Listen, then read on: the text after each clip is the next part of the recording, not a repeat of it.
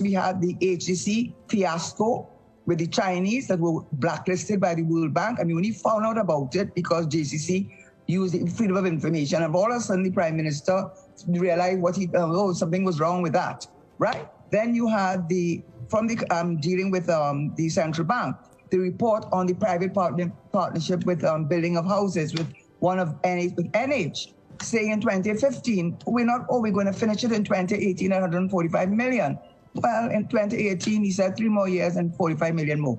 My point is this, that when they borrow from the Chinese, there's no feasibility study required, there's no sustainability requirements, but if you go to the development banks, they require all of that. And that is why this government prefers to go to Belt to the Road Chinese and put in place a Section 7.2 that defeats the entire purpose of that legislation, which is transparency, accountability, and value for money. So when they're entering into this private-public partnership, guess who they're entering it with?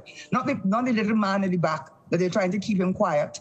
Not that one, but all the wealthy and rich persons in this country who continue to benefit from these arrangements and do not have the Auditor General, who is she at the end of the day to tell us what went wrong. We need somebody that is at the design stage, at the implementation stage, and goes to the Parliament and lets us know who got the contract, how much it was for, the time frame, how much you think. That's what we need. And this government lacks in that area in giving the country the transparency and accountability. And for that reason only, may I just end by saying, for that reason only, but it's a very, very good reason that I do not support the private-public partnership. When they allow for that transparency, I would support it. And just one other thing, the gambling. You realize everybody's happy with the gambling?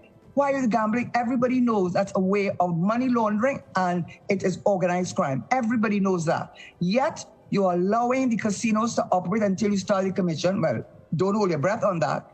And secondly, no enforcement officer can enter into any casino without the permission of the owner, or else he has to get a warrant. So what's the point? There's no surprise. There's no opportunity for you to really look at what's going on wrong. So I am very sorry. The TTRA legislation with the enforcement officers, they have to report to the Public Service Commission.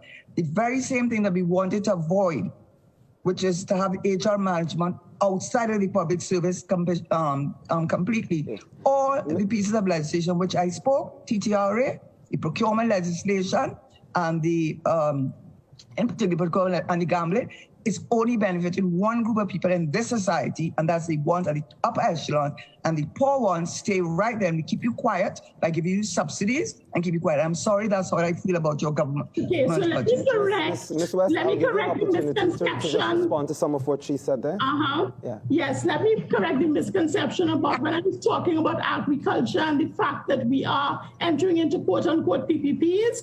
The main plan with respect to agriculture, which the Minister of Agriculture will expand on, is the homestead approach, where we are looking at the small person who is interested in getting involved. I only heard what you said, you know. And we are giving them property to allow them to do that. So it's not just the large people.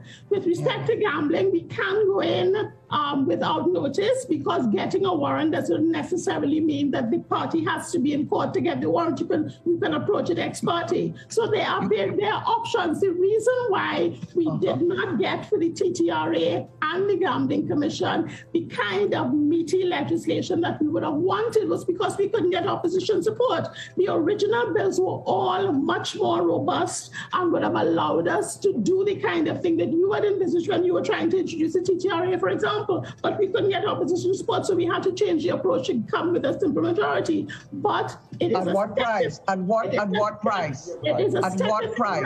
Direction. It is better. At what price are you going to do it? It is better. I want to just jump in and weigh in a little bit on this discussion. Well, let me just tell you, as having been sat in that seat, what is happening now is providing avenues, and if avenues for corruption, I gave you the HCC example. Why was that? Why was that contract? Why was that all that secrecy over that contract? And the other thing to that airport, you have 20,000 people going there annually. No feasibility study done. They're not interested in that. The Chinese lending you money. I hear that. 3 million people. Go ahead. I hear that point.